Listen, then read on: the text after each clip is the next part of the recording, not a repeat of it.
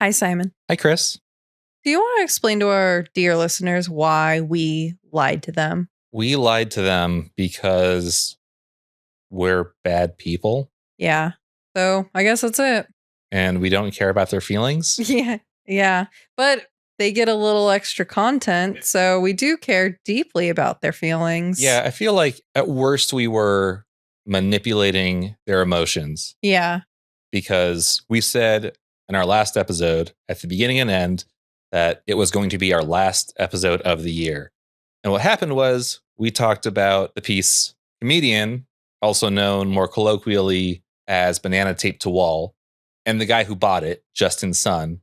And we touched on Justin's son being Shady as hell.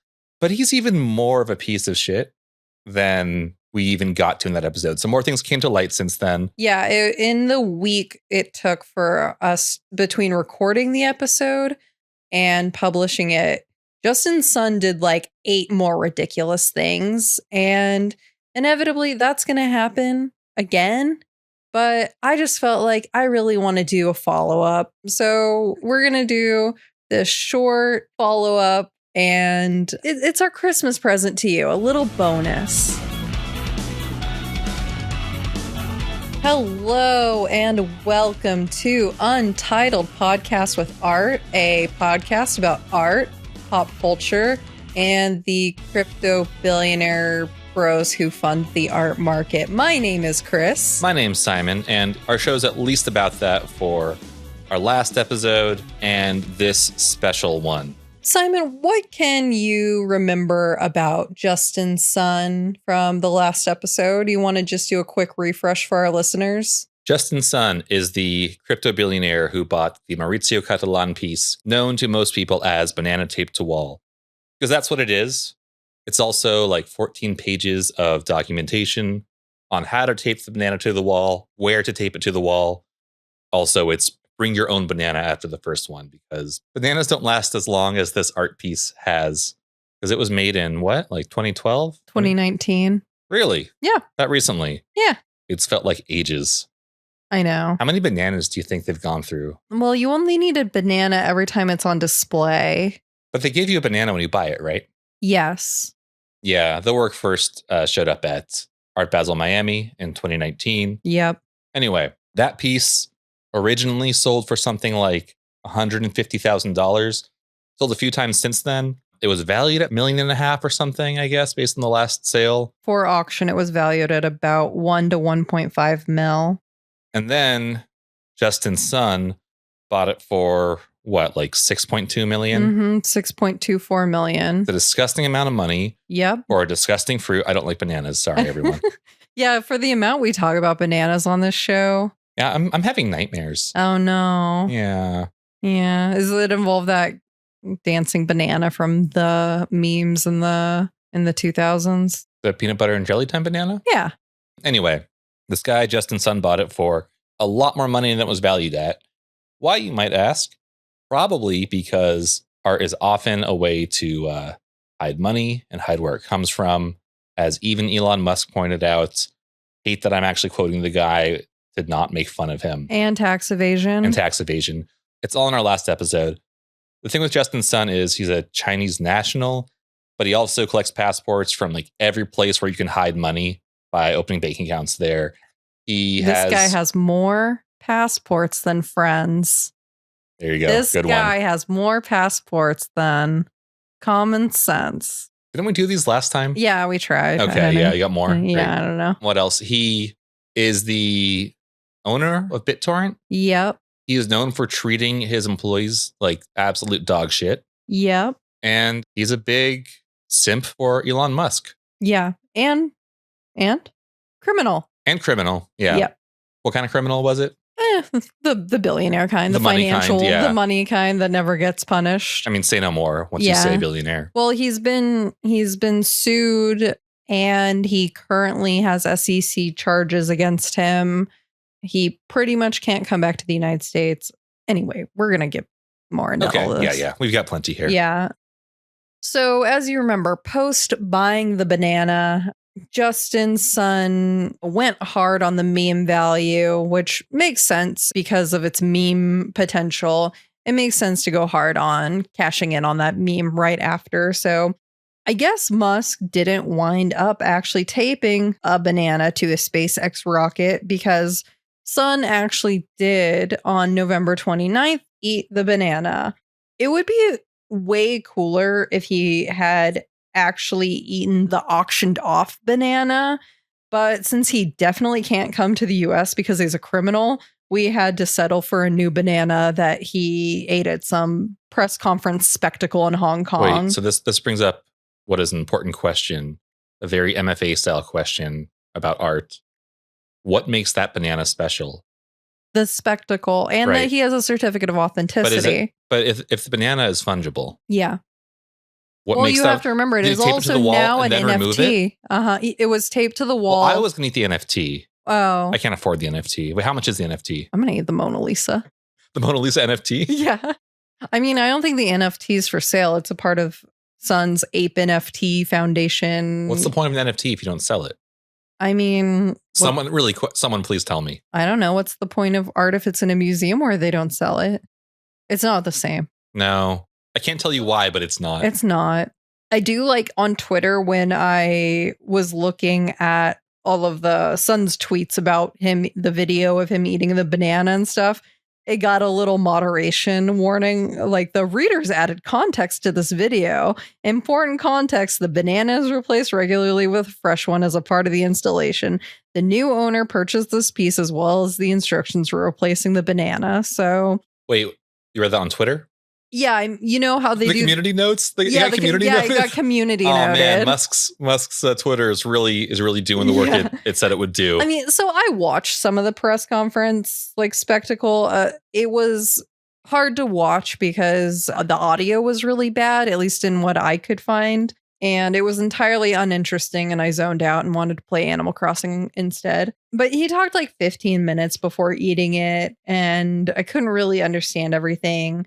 And it was just too heady, the discourse. Yeah, I mean, oh my God, I wouldn't be able to handle it at a seminar. I mean, most people just don't understand guys like this or guys like Elon Musk because they're just too smart for us. I mean, yeah, it was this whole self-congratulatory monologue where, I mean, he does note what the piece actually is and what the banana actually is. So I think, there is a certain media literacy that is needed about what this is. But I think most casual viewers are now hip to the fact that it's a concept and not an actual banana. So anyway, it was entirely uninteresting. It was very, very hyped, and who cares? What else happened was way more interesting this week and is what I want to talk about. What's that? The New York Times ran a piece on the fruit vendor located outside of Sotheby's where they bought the banana for the auction that day when Justin's son bought it. You know how in our previous episode we were talking about what if there's a musical about this banana that finally got chosen? Like it's an orphan that just went from home to home and no one wanted it. Few new characters. Well, that's that banana. It's a real New York story. I know. That banana was at the stand. And immigrant, from some banana republic, which I hate saying that term because it feels super racist, but everybody tells me it's not. I mean, it's just a chain. Oh yeah, it's just where I buy all my clothes. Yeah. So immigrant tail. It's like Fifle. Yeah, like an American tail. Yeah. Like the mice, like the immigrant mice, but it's bananas. Yeah. So the New York Times ran a profile on the fruit vendor. The fruit vendor is 74-year-old Shah Alam. He lives in a shared basement apartment with 5 other men in the Bronx, needs surgery for cataracts, and commutes to Manhattan where he works 12 hours a day for $12 an hour at this fruit stand. Yep, he sells bananas for 35 cents a piece. And when he was told the sale price of the auction for Comedian, he began to cry, according to the New York Times, and said, "I'm a poor man. I've never had this kind of money, and I've never seen this kind of money." I thought you were going to say he was crying because of the beauty of the American dream. Oh, yeah, because of the beauty of the art. Yeah. Make a much better musical. Yeah. Anyway, that was the saddest fucking thing I read all week. Yeah, I feel very sad now. Yeah. So there's no other interaction there, right? It's just the New York Times went and talked to this, or reporter went and talked to this guy. There's a lot more. Great. And it only gets worse. Let's go. Yeah. I feel, I've been saying all week, I've been feeling too good. Yeah. Take me down a peg, please. I know. Yeah. I had way too good of a day today. Well, the New York Times goes on to say, to Mr. Alam, the joke of comedian feels at his expense. As a blur of people rushed by in his corner a few days after the sale, shock and distress washed over him as he considered who profited and who did not. Those who bought it, what kind of people are they? He asked. Did they not know what a banana is? Well, yeah, this guy gets it. Right. To make the version of contemporary or modern art that gets often lampooned by people who don't feel connected to it, people have not taken the time to explore the context, cultural relevance of the work. Mm-hmm. They said, great, let's throw our hats in the ring because money. And then they made this art exactly what they're lampooning in the eyes of people who are totally shut out from it. Does that make any sense? Maybe. Money makes art the thing that people outside of art think art is. Crypto bros make art the worst version of art. Yeah. I think that something about this piece that's so annoying is the self-referential, like, cleverness just over and over until we all die. I'm so annoyed by how clever everybody involved in this whole thing thinks they are. Are we still doing like self-referential stuff? Yeah, exactly. I mean, yes, clearly we are. Yeah, but I feel like that was so much of the 2000s and early 2010s. Yeah, and I mean, this piece was made in 2019, so we're very much still doing it. And we're still buying it for $6.24 million. Well, not we. No, the royal we. It's also worth thinking about how this person who makes $12 an hour selling fruit for 12 hours a day is closer to the socioeconomic status of us and probably all of our listeners than we are to people like Justin's son or anyone else at that Sotheby's auction. Yeah, absolutely. Cool. Yeah. And I mean, it's why I feel like the mainstream media are a bunch of class traders when all they do, I mean, maybe they're not class. No. Maybe they're not class traders because they just they've been trying to protecting unionize their own and class. For like the folks in the owner executive class, are all doing everything they can to keep our eyes off of the fact that incredible class disparities and wealth gaps in this country. But is there a better metaphor for America right now than buying a banana from a guy outside of an auction house and then selling it for $6.24 million inside of the auction house? Someone is buying our banana and selling it for way more money than it's worth. We're not getting any of it because they want to hide a fraction of their billions. Yeah. So it doesn't go to anyone else. Yeah. I'm fired up. Well, you will be glad to know on November 28th, Sun posted on Twitter, to thank Mr. Shah Alam, I've decided to buy 100,000 bananas from his stand in New York's Upper East Side. Surely he said that before the New York Times report came out, right? No, it was right after, or it was like the day after. These bananas will be distributed free worldwide through his stand. Show a valid ID to claim one banana while supplies last. This feels like something you would see at the Venice Biennale. Feels like somebody's fucking with me. Yeah. Yeah. Like, what's in it? What is this? So, is it full of bugs? Yeah. Is it poison? Now, do you think like a snake that's going to pop out? Yeah. So you have to actually read the New York Times article to know this and not just the headline. But Mr. Alam is not the owner of the stand. No. He works there. I feel like that's pretty clear if he's getting paid $12 an hour. Like, and that's like that's like 3 paragraphs into the New York Times article. But if you only read the headline, you might think. And so guy doesn't do his basic fucking homework. Why would you require an ID for a banana? So illegal immigrants don't get them? We want to make getting bananas as difficult as casting a vote in the United States. What a brain dead. Oh my God. Yeah. I lost my shit when I saw this tweet. Like, was there any explanation for the ID, or is it just like Last line. I never saw any Asterisk, explanation. like the fast, low voice at the end of the commercial must have valid ID. Is Guam allowed? People from Guam allowed? Well, it's just valid ID. So maybe you could have like a passport from another country. I mean, Justin Sun could use any of his Could he get like seven? Could he get 7 bananas? He could get 7 bananas, one per ID. And then sell each one for 6.2 million.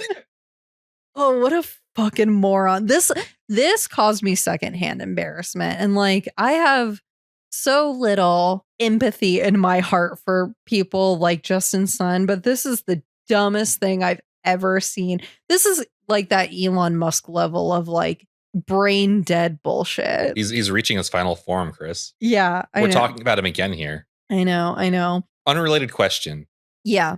How many people do you think choke every year and die from eating bananas? I don't know. Why would I know that? Just asking. I don't know. All right. Unrelated question. Okay. Unrelated. Really wondering how that statistical spread might cover someone like Justin Sun. Do you think he will subconsciously eat more bananas? He has more press conferences. Yeah. I mean, yeah, definitely an extra banana at least in there. He's gonna ruin his fortune by eating $6.2 million bananas. Once you have a taste of one, you can't go back to the regular 40-cent or free ones. I think in his press conference, he's like, it does taste better. And I was like, no, it doesn't. Shut up. Nobody believes you. So what else is wrong with this tweet, Simon? This is a fun game. Yeah. What do you think 100,000 bananas is going to net you in profit? 35 cents each. In 2024? In 2024. Not in like the 19th century or whatever, when they were first on the scene, they were a delicacy. Yeah, like when royalty would have them cut up and served with little forks. Okay, 100,000. We're doing math again. You don't have to do the math. We didn't do math last episode. Okay, that's true. More math. Yeah. Andy Warhol isn't in this episode, so we have to do math. Well, he is now. Damn it. Thanks, Chris. But yeah, we need some math. How many bananas? 100,000. At 35 cents each? 4 for $1. So 25 cents each in bulk. Okay. At 25 cents each is 25,000. Okay, yeah. So after paying people, because again, Mr. Alam is not the only employee of this banana stand. And, rent on your prime Manhattan real estate, you're looking at about a $6,000 net profit on those bananas. So he gave the owner of this stand $6,000. He decided he wanted to give the owner of this stand $6,000. When contacted for comment by the New York Times, Mr. Sun wrote in a text message, I am not personally familiar with the exact cost of bananas. I'm sorry. I thought he was supposed to be good at math and shit. He was supposed to be a fucking economics, genius, smart boy. Yeah. One banana, Michael.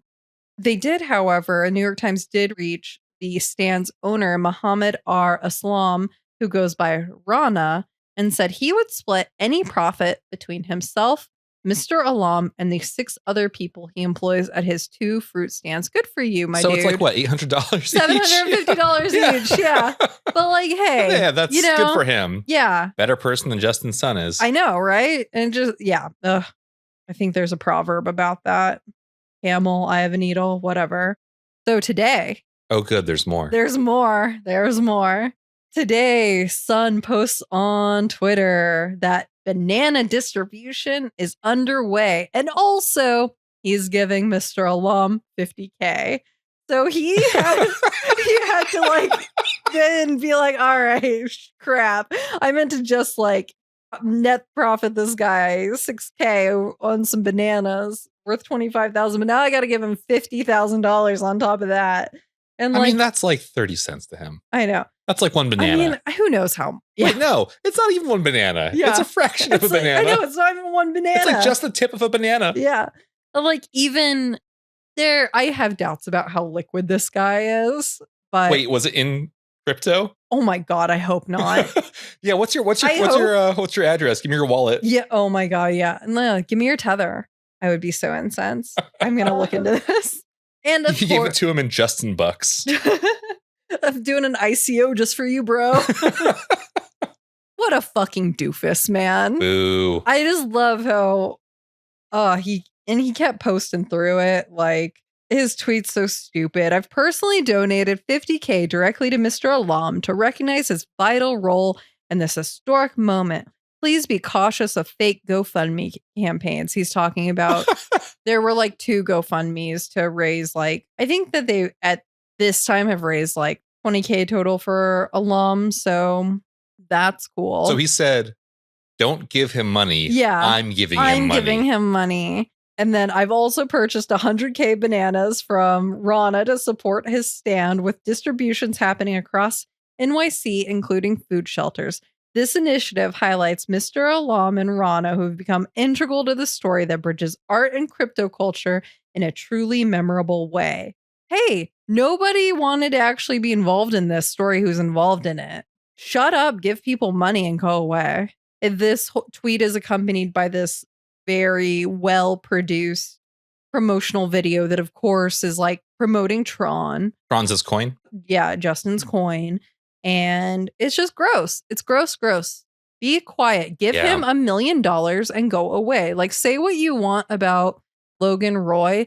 He gave that one family a Patek Philippe. Patek Philippe for a poor family is a life-changing amount of money.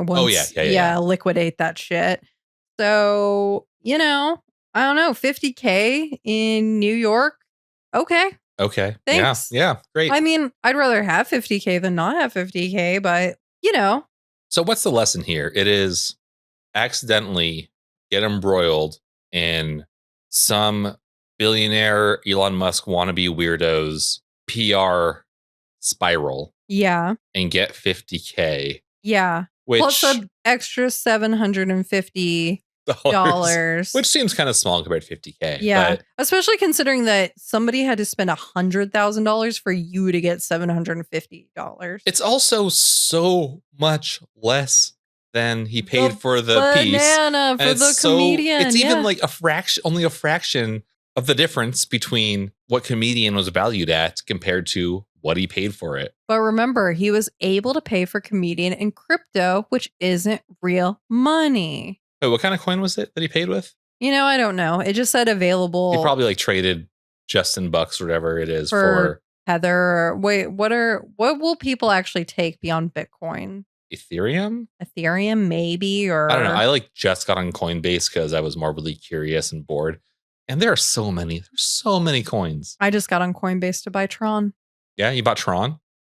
Yeah, I'm buying Tron. We'll stay married, but you have to tell me, did you get Tron? We're gonna talk about why it's a really good idea. This is not financial advice, but we will talk about why I think it's a great idea to buy Tron at the end of this episode. Can you trade it for bananas? Sure. You know what?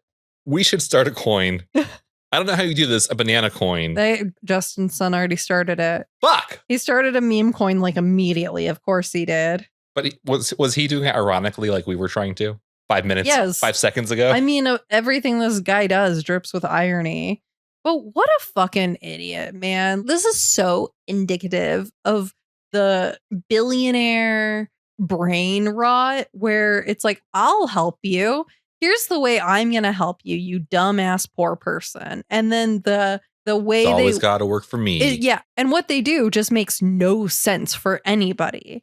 And it's just so clear, hey, maybe you should have just had a conversation with this guy and quietly given him some money and gone the fuck away. But that means talking to him directly and not just sending a Siri voice note to your assistant who then sends it to other people to make it happen. Who then posts about it on Twitter for clout for you.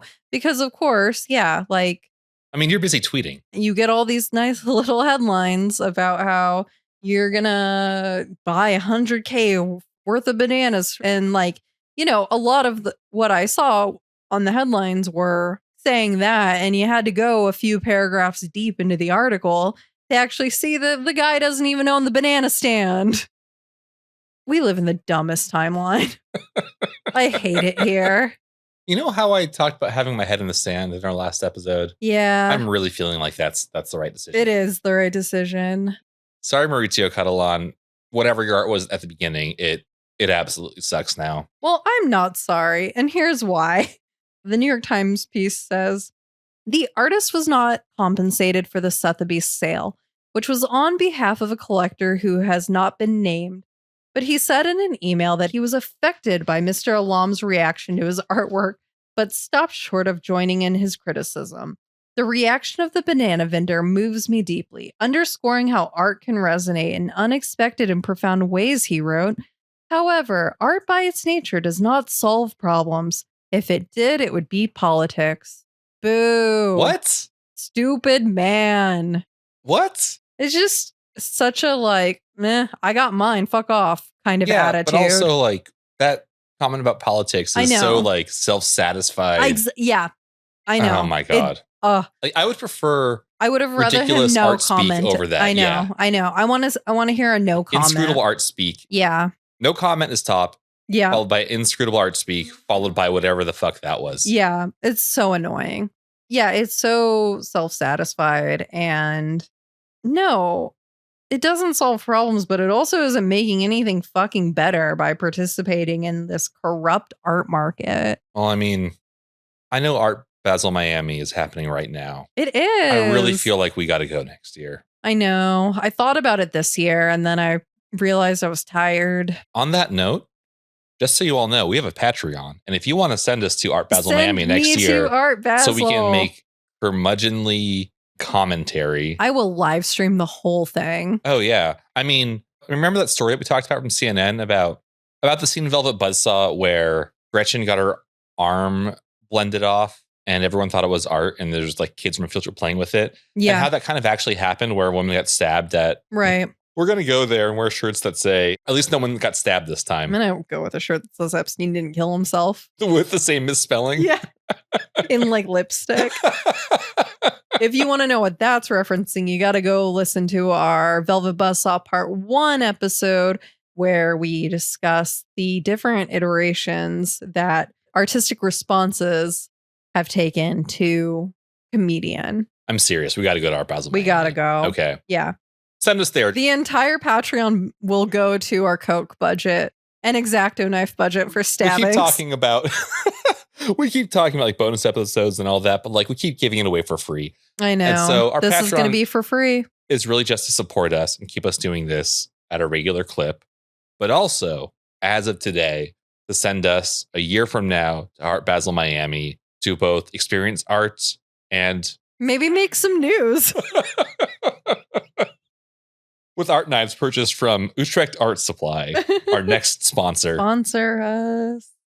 Anyway, we're not done yet. We're not done. God damn it. We've got one more Justin Sun saga on November 25th. So just a few days after buying Comedian at auction, Sun paid $30 million for cryptocurrency tokens from World Liberty Financial, Trump's failing shitcoin becoming its biggest investor. 30 million makes it their biggest investor? Well, according to Bloomberg, the company's crypto sales were real bad. Like I said, it was a failing coin. Even after the election? Yeah, sales. Crypto sucks that much, huh? Sales fell 93% short of the goal that they needed for minimums required to trigger payouts to anybody involved.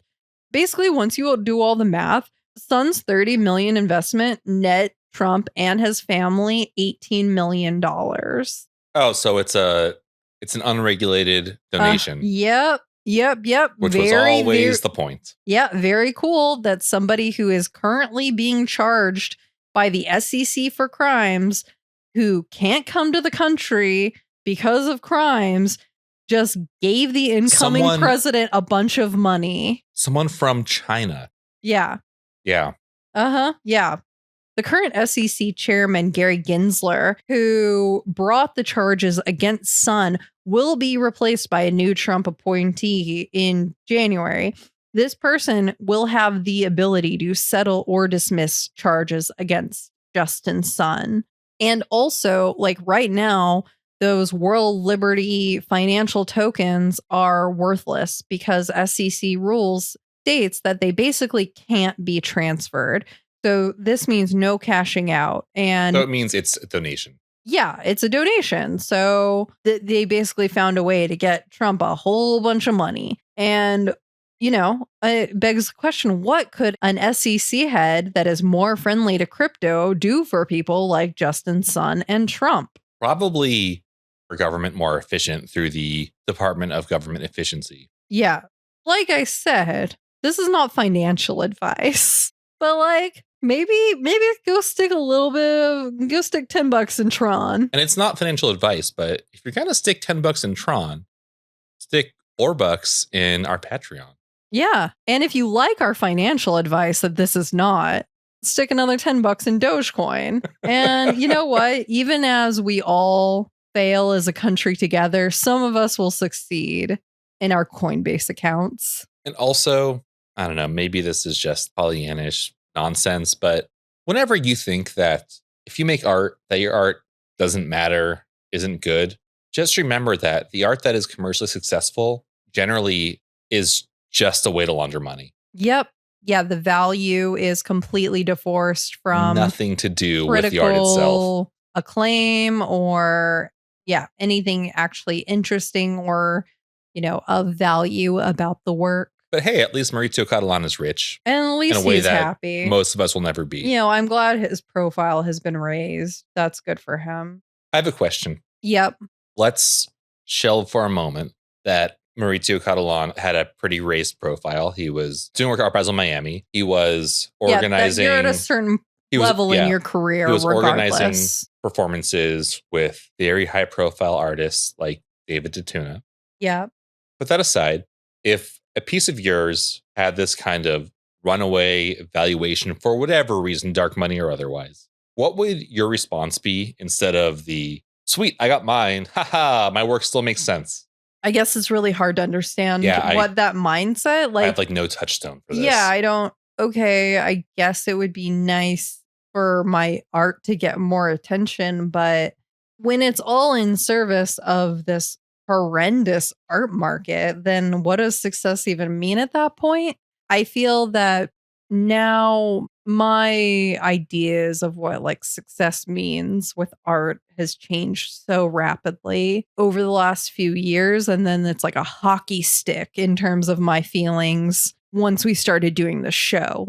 I've always known these things about the art market, but to be looking at it so much, what the art market is actually about, what it's funding, what it's supporting, I don't know, because I don't want those things anymore and anything like that.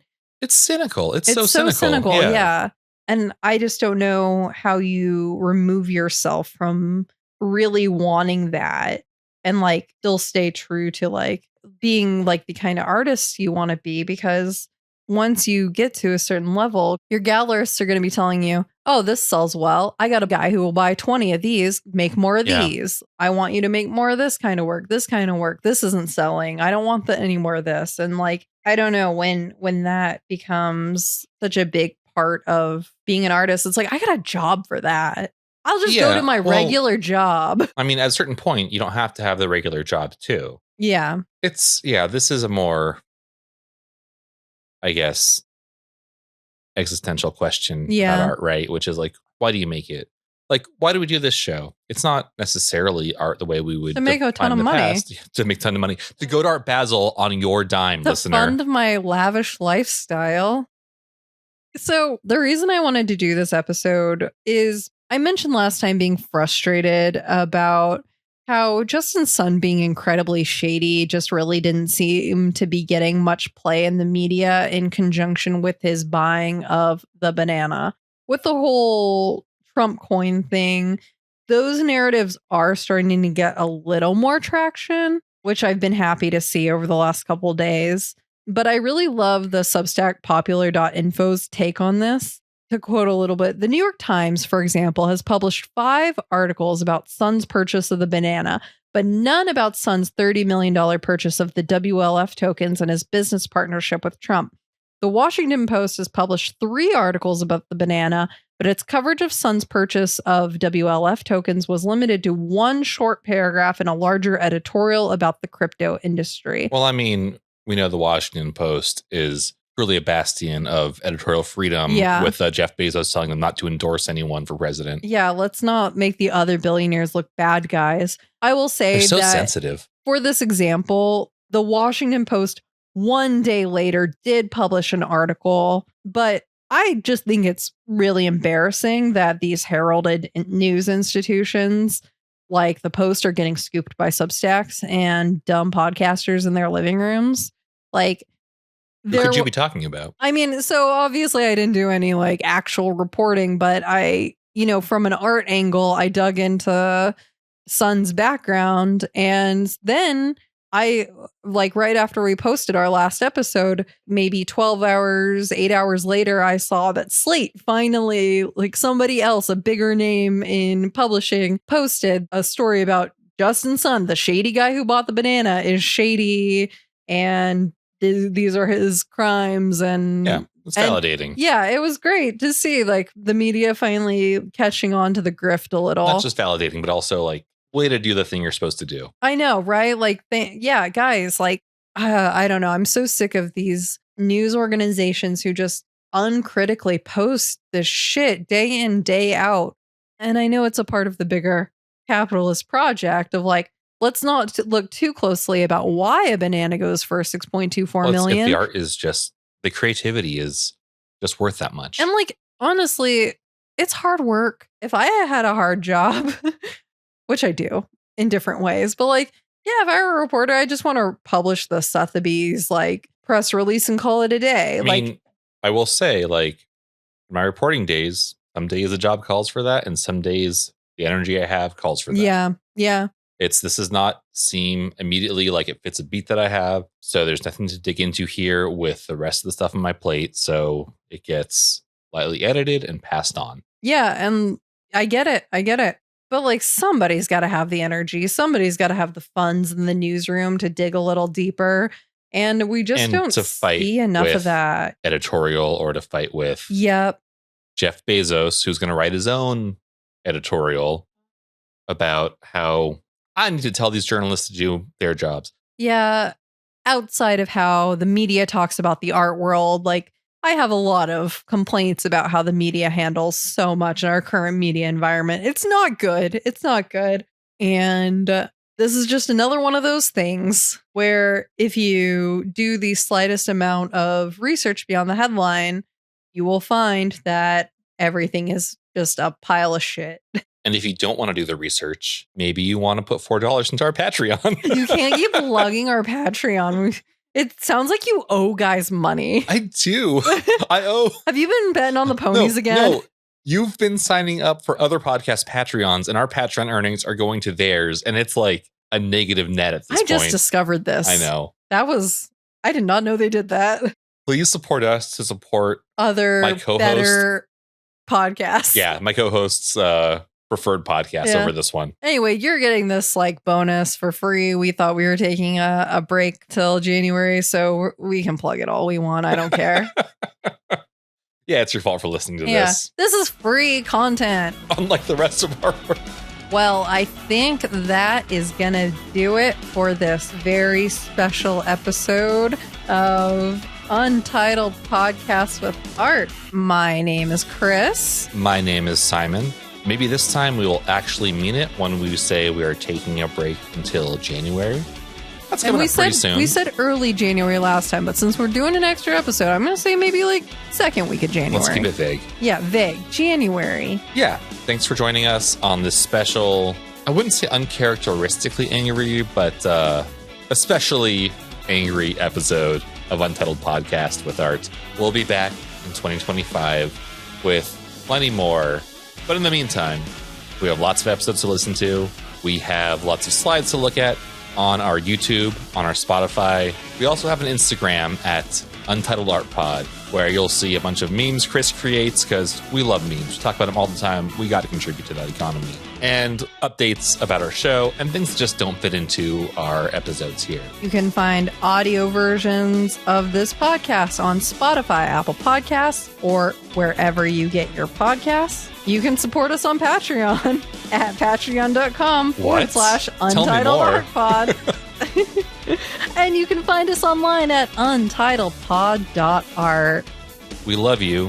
We'll see you soon. See you soon. Bye. Bye.